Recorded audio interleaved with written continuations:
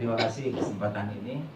Ya, Natal ini begitu semarak ya, terutama dengan dihadiri oleh hamba-hamba Tuhan yang sering membawakan firman Tuhan luar biasa. Karena betul-betul literaturnya dari Alkitab banyak berkesan. Saya perhatikan semua hamba Tuhan yang bicara di mimbar ini betul-betul membawa berkat, sehingga mungkin kalau kita lihat mungkin tidak pernah ada yang mengantuk walaupun sejam atau sejam lebih, dan itu memang buat sukacita. Kami bersyukur karena Natal ini sungguh-sungguh mengikatkan kita bahwa kita adalah orang-orang yang diselamatkan oleh Tuhan. Tuhan datang mau ke dunia seperti tadi disampaikan oleh hamba Tuhan Filipus, merendahkan dirinya, merendahkan hatinya untuk menjadi manusia, menderita untuk kita yang sebenarnya kita ini dibuat dari tanah. Kenapa nggak diganti aja, bikin lagi manusia yang baru gitu, kalau secara manusia kita berpikir. Tapi Tuhan begitu menilai kita luar biasa. Tapi kita tahu bahwa hari-hari pun kita sebenarnya diingatkan kepada Tuhan kita. Itu sebabnya di dunia ini penanggalan pun 2021 tahun Masehi. Jadi 2021 tahun yang lalu Tuhan kita datang ke dunia ini, lahir untuk menyelamatkan kita.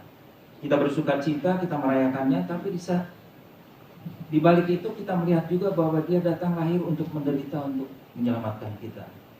Kita ingat juga dengan melihat seperti ini, saya sangat bersuka cita.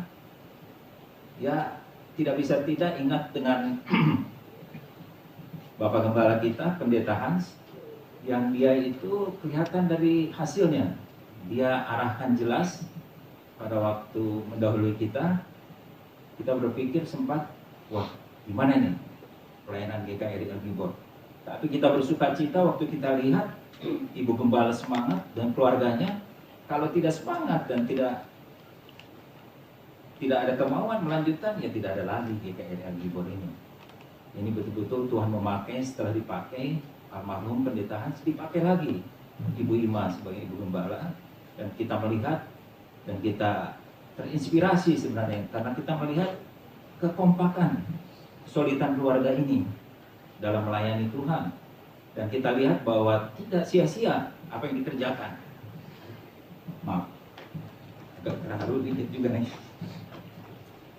Apa yang dikerjakan oleh Pendeta Hans, walaupun kelihatan kadang-kadang keras terhadap keluarganya, terhadap untuk mencapai sesuatu, tapi ternyata untuk tujuan yang jelas, untuk melayani Tuhan.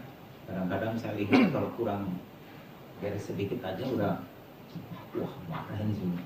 Tapi saya lihat itu sebenarnya itu karena mau memuliakan Tuhan dan melayani Tuhan, dan kita lihat hasilnya. Keluarganya luar biasa, hatinya hati mau melayani Tuhan, dan itu sungguh membuat sukacita.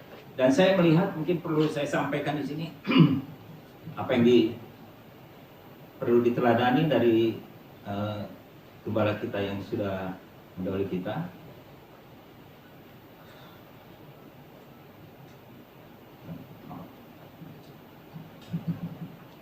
Dia itu melayani, saya bacakan dulu ya. Dia itu melayani seperti di 1 Tesalonika 2 ayat 7. Ya kalau bisa ditayangkan mungkin lebih bagus, bukan berkhotbah, tapi saya pikir ini perlu saya sampaikan karena ini kesan yang memang membuat semangat untuk melayani Tuhan. Dia melayani ramah, sama seperti seorang ibu, mengasihi dan merawati anaknya. Kalau bisa ditayangkan mungkin boleh. 1 Tesalonika 2 ayat 7. Ya, kita lihat. Tetapi kami berlaku, ini Paulus waktu melayani, tetapi kami berlaku ramah di antara kamu, seperti seorang ibu mengasihi dan merawati anaknya. Dan juga di ayat 11-nya, seperti seorang bapa terhadap anak-anaknya, telah menasihati kamu dan menguatkan hatimu seorang demi seorang. Ini yang saya lihat. Sehingga saya biarpun bagaimana saya bersuka cita setiap ingat kepergian pendeta Hans, di balik secara manusia ada kekecewaan karena belum puas ya, belum kenyang berinteraksi. Tapi saya melihat bahwa pendeta Hans ini seperti Paulus yang mengatakan bahwa di 2 Timotius 4 ayat 7, aku telah mengakhiri